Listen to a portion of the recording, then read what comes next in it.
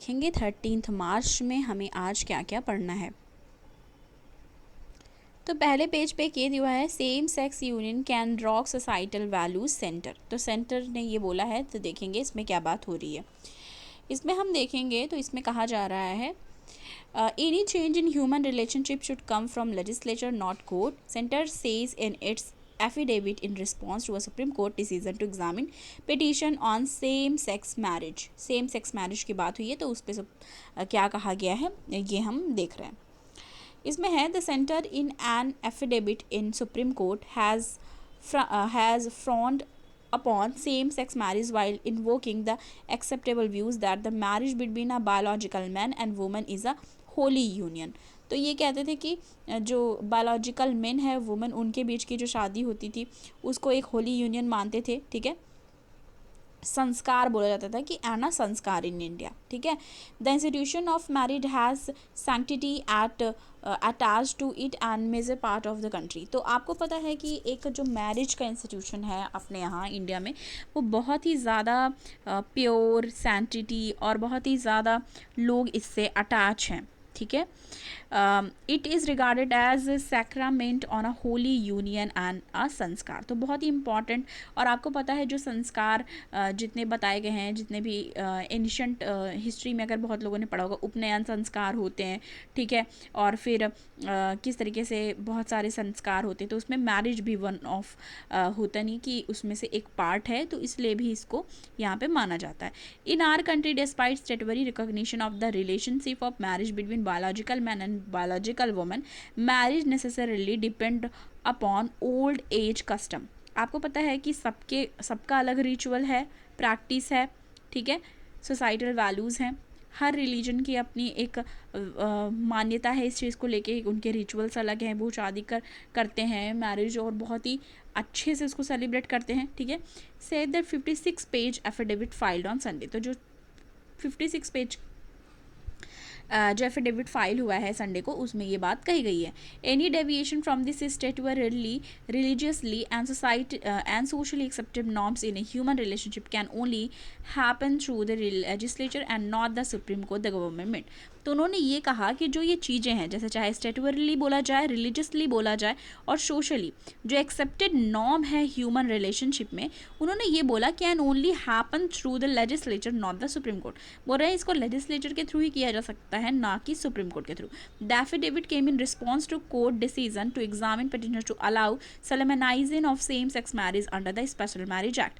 ये किसके बाद ये किया गया है? ये एक रिस्पॉन्स है, जो ये एफिडेविट आया है ये एक रिस्पॉन्स है कोर्ट के डिसीजन का।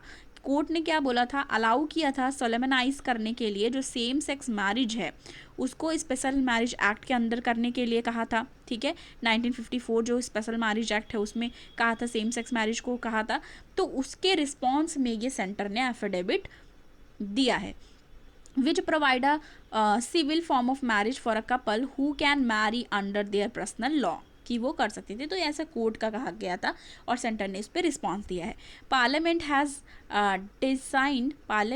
Designed the framed marriage laws in country which were governed by the personal law and codified law relatable to custom of the various religious communities to recognize only the union of men and women to be capable of legal sanction।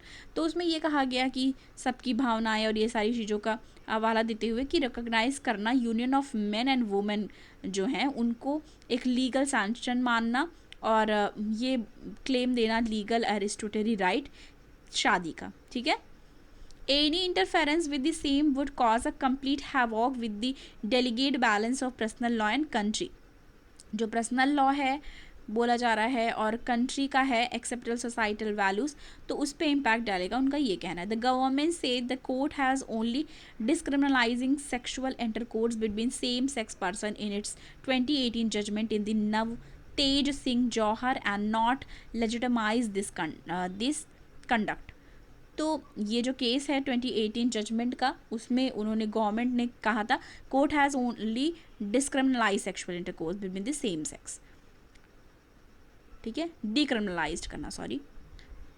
तो ये चीज़ें हैं same sex marriage को लेकर के बात की गई है। सेंटर का रिस्पॉन्स आपने देखा कोर्ट के डिसीजन के बाद, ठीक है, ये चीज़ें हैं। नेक्स्ट हम देखेंगे, हमें और कौन सा देखना है अपना, यहाँ पे एक बात की गई है सेफ हार्बर एट रिस्क, तो ये भी देख लेना है।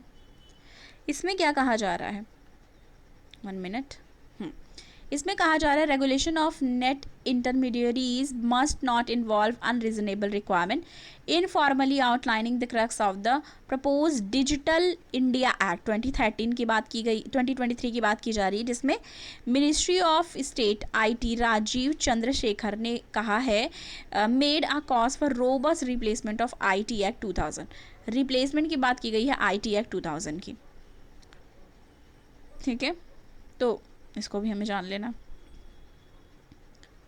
Adultery and misconduct and judicial musing. Next हम देखेंगे रूरल अर्बन की बात कीजिए, री imagining the urban rural dichotomy, rural urban से रिलेटेड यहाँ पे दिया हुआ है। इसमें बात की जा रही है the traditional dichotomy of rural and urban and the accordingly mandated governance structure seems inadequate to understand and act upon poverty undernourishment, किस किस चीज़ पे, poverty, 1 minute, poverty, undernourishment, education, health, environment, management और even development की बात यहाँ पे की गई है। अर्बनाइजेशन भी एक चीज़ है, देखो यहाँ पे बताया जा रहा है कि 2021 world bank policy research working paper economic and social development along with the urban rural continuum new opportunity to inform policy, तो इस पर बात क्या की जा रही है, ES मतलब economic and social development along with urban rural continuum new opportunity to inform policy की बात यहाँ पे की जा रही है। किस तरीके से रूरल और अर्बन डिवाइड है, क्या चीज़ें हैं, वो सारी बातें यहाँ पे की गई हैं। 2008 report of the desakota study team reimagining the rural urban continuum, rural urban continuum की बात की गई है, किस तरीके से डिफरेंसेस या अर्बनाइजेशन बहुत ज़्यादा देखा जा रहा है। कोलैप्सिंग बैरियर क्या है, in 30 years technology and economic globalization have increase mobility of resources and people and enhance intra country connectivity and extension of transport and communication system, तो ये सारी चीज़ें ऑलमोस्ट हमको पता ही हैं जो चीज़ें यहाँ पे बताई जा रही हैं। सर्वे डीबंक स्वच्छ Bharat 100% ODF claim, open defecation free claim जो हुआ था उसके बारे में यहाँ पे बात की जा रही है। पेज जो है हमारा टेस्ट एंड कॉन्टेस्ट, उस पर आया है the rise of ESG regulation, तो राइज ऑफ ESG रेगुलेशन की बात की गई है, ये देखेंगे। इसमें बात हो रही है the evolution of ESG law and regulation is still an nascent stage, तो इंडिया में ये बताया जा रहा है कि ये अभी भी बहुत ही छोटे स्तर पे काम हो रहा है, स्मॉल स्केल पे, नासेंट स्टेज पे है, where the focus is often and provided protection regarding environment and workforce condition without appropriate to control disclosure and hallmark of the contemporary of the ESG regulation। अब देखो ये है क्या, पहले आपको ये जानना होगा ना कि ESG क्या है।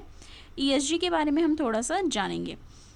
ESG की अगर बात की जाए, 1 मिनट, हाँ यहाँ देखो, यहाँ पे दिया हुआ है while this development is partially due to the belief that the companies have extended the main driver is, हाँ इसका देखो, environmental social and governance consider need to be include investor to company risk profit.